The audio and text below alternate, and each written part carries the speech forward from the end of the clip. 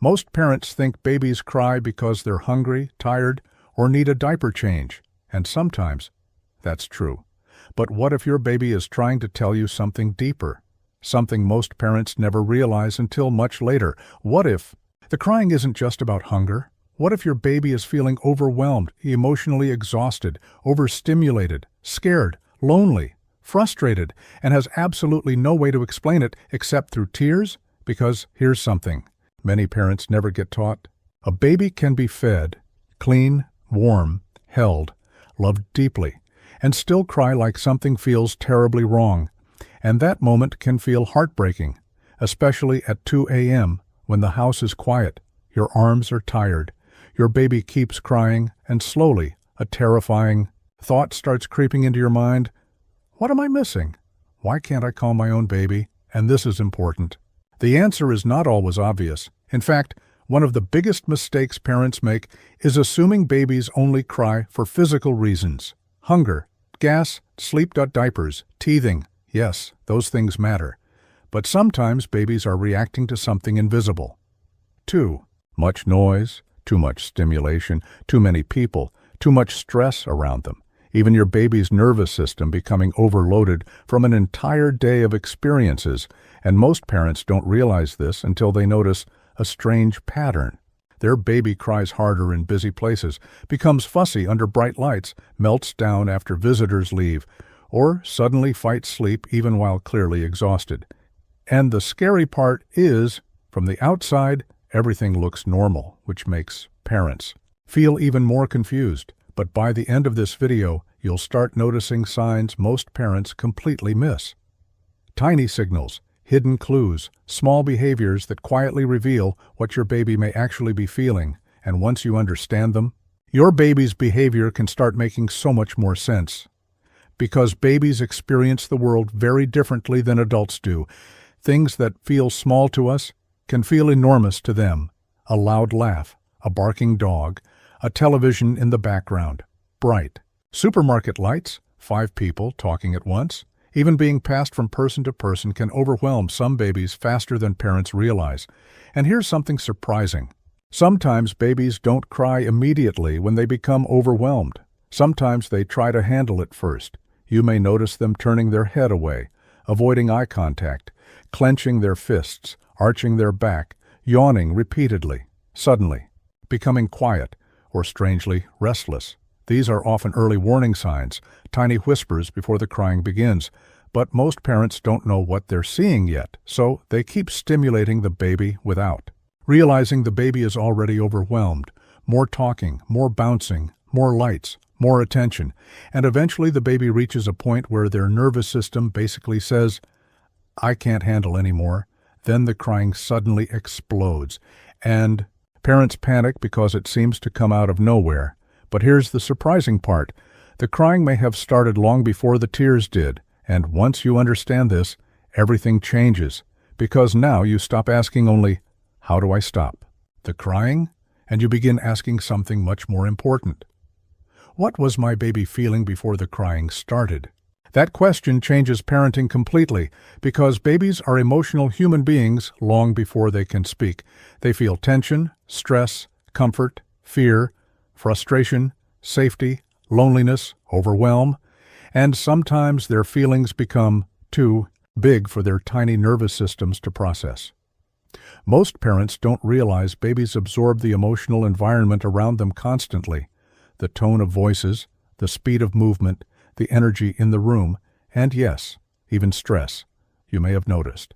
Your baby becoming calmer the moment you finally slow down and hold them quietly against your chest. Not because you magically fixed something, but because your baby's nervous system finally felt safe enough to relax. Your heartbeat helps, your warmth helps, your smell helps, your breathing helps. And this is important for parents to hear. That is not spoiling a baby, that is regulation. Your baby is borrowing calm from you because they cannot create it fully on their own yet. And honestly, many parents cry when they finally understand this, because suddenly their needy baby no longer looks manipulative. Their baby looks overwhelmed. Their baby looks sensitive. Their baby looks human. And if your baby constantly wants closeness, there may be a deeper reason: connection, is safety to babies, especially during the first year. Imagine waking up somewhere unfamiliar, unable to speak, unable to understand where you are, suddenly feeling cold, confused, overstimulated, lonely, or scared. And the only thing you can do is cry. That's the reality babies live in sometimes, which is why responsiveness matters so much. Not perfection, not having all the answers instantly, just responsiveness, trying, observing, comforting, adjusting gently, and if you've been doing that, even while exhausted, you are already doing something deeply important for your baby's emotional development. Now here's something most parents don't expect. Babies can become emotionally overwhelmed before they become physically tired, and this explains why some babies suddenly go from calm to completely inconsolable within minutes. You may notice this especially in the evenings, and this is where many parents feel confused. They think, but my baby had a good day. Yes, maybe they did, but their nervous system was collecting experiences. All day long, sounds, not faces, movement, lights, voices, new sensations, and eventually the brain says, that's enough. This is one reason some babies cry hardest at night. Not because you failed them, not because you're a bad parent, but because their tiny brains are still learning how to process the world. And here's a simple thing that can help more than parents realize. When your baby seems overwhelmed, reduce stimulation before trying complicated solutions. Dim the lights, lower the noise, turn off the television, hold them close, speak softer, move slower. Sometimes babies don't need more activity, they need less, and this is where many parents accidentally make things harder without realizing it. A crying baby makes adults nervous, so naturally people start trying everything quickly. More bouncing, more noise, more toys, more movement. But sometimes the nervous system needs the opposite. Stillness, predictability, quiet, gentleness. And once parents understand that, babies often settle faster. Not every time, but more often. Now, something else many parents quietly struggle with is comparison. You see another baby sleeping peacefully in loud environments, while your baby startles at every little sound you see. Another parent going out easily while your baby becomes fussy after busy days, and slowly you start wondering, what's wrong with my baby? But here's what many parents need to hear. Some babies are simply more sensitive than others, and sensitivity is not a flaw. Some babies feel everything more intensely: noise, light, transitions, separation, unexpected changes, even excitement. You may notice your baby wakes easily, needs extra comfort, struggles in crowded places, or becomes clingy after busy days. That does not mean you created a problem. Temperament is real. Babies are born with different nervous systems, different personalities, different sensitivity levels, and parenting becomes much easier once you stop trying to force your baby to be like someone else's baby, because babies are not machines, they are individuals. Now, let's talk about something that secretly breaks many parents' hearts: when babies fight sleep, because nothing feels more confusing than holding an exhausted baby who refuses to sleep. Parents often think, if my baby is tired, why are they fighting sleep so hard? But here's what most people don't realize. Overtired babies often struggle to calm down because stress hormones rise inside the body. Their nervous system becomes overloaded. Everything suddenly feels harder, and the more exhausted they become, the more difficult settling can feel, which is why noticing early sleepy cues matters so much. And this advice changes everything for many parents. Don't wait for complete meltdown before starting sleep routines. Watch for the earlier signals: quiet, staring, red eyebrows, yawning, losing interest in play, looking away, slower movements, small fussiness. These tiny signs often appear before intense crying starts, and once parents begin catching the early window instead of the late meltdown, sleep often becomes easier, not perfect, but easier, and this is important too. Some babies cry at night not only from tiredness, but from separation. During pregnancy, your baby spent months constantly connected to warmth, movement, heartbeat, and sound. Then suddenly they enter a world filled with distance, silence, cold sheets, and separation. That transition is enormous, much bigger than adults sometimes realize, which is why some babies instantly wake the moment they're placed down. Alone, not because they're manipulating you, because closeness feels safe biologically. And many parents need permission to stop feeling guilty about comforting their baby. Comfort is not weakness. Connection is not spoiling. Emotional safety matters deeply during infancy. Now here's another thing babies feel strongly that parents often miss: frustration. Babies become frustrated long before they can speak. Imagine wanting something desperately while lacking the ability to explain it. Wanting movement but not being able to crawl yet. Wanting sleep while feeling overstimulated. Wanting comfort while pushing away because they're overwhelmed. Babies often experience conflicting feelings at the same time, and when those feelings build up, crying becomes release.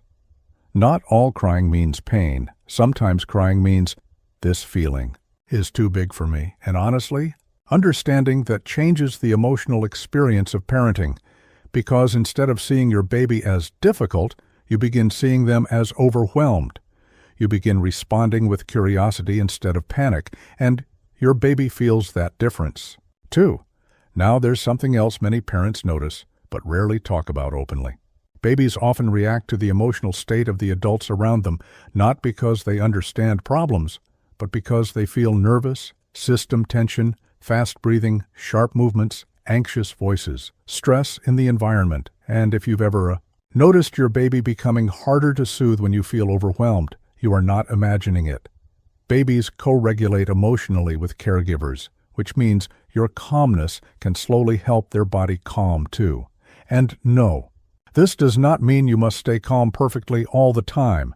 That would be impossible. Parents are human, exhausted, sleep-deprived, emotionally stretched, but even slowing down slightly can help more than you realize. Taking one slower breath. Speaking softer, rocking rhythmically instead of urgently. These small changes quietly communicate safety to your baby's nervous system, and often, babies respond more than parents expect. Now here's a question many exhausted parents secretly ask themselves. Late at night, what if I still don't understand my baby? The truth is, sometimes you won't. Sometimes babies cry and parents never fully figure out why, and that can feel deeply frustrating. But parenting is not about reading minds perfectly. It's about continuing to show up with love even when answers are unclear. That matters more than many parents realize, because your baby does not need perfection. Your baby needs presence, a calm voice, gentle attempts, comfort during uncertainty. And if you've been trying to do that while exhausted, you are already doing more right than you think, especially on the difficult days.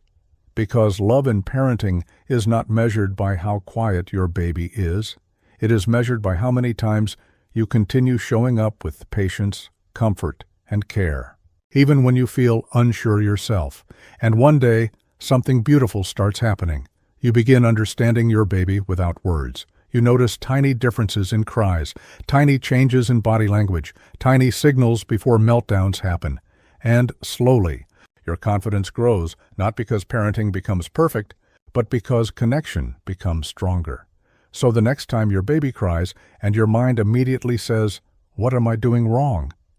Pause for a moment. Maybe your baby is not asking for perfection. Maybe they're asking for calm, for closeness, for comfort, for help handling feelings too big for their tiny body to manage alone. And if you are trying to give them that, then you are already being the kind of parent your baby truly needs.